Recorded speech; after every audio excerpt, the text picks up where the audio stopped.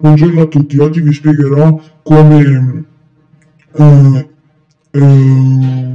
fare un'applicazione che apre molte finestre, poi riavvia il computer e ne riapre altrettante.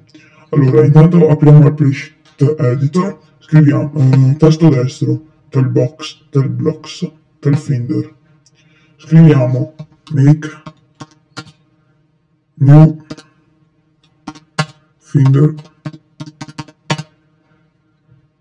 window.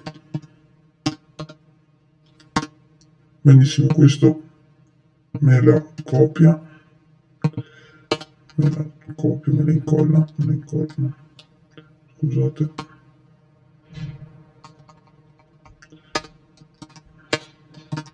me la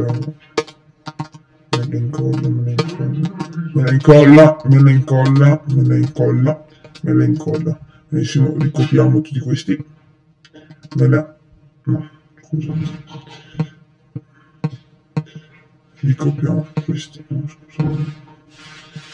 ricopiamo questi, me la copia, andiamo a capo e me la incolla. Adesso qui al Finder. Allora, dopo aver fatto questo, nel computer, quando attiveremo questa applicazione, si apriranno tante finestre del nostro computer. Andiamo a capo, scriviamo restart. Ok, dopo aver fatto questo, chiudiamo il Presheet Editor e salviamo. Non in formato script ma applicazione. Salva.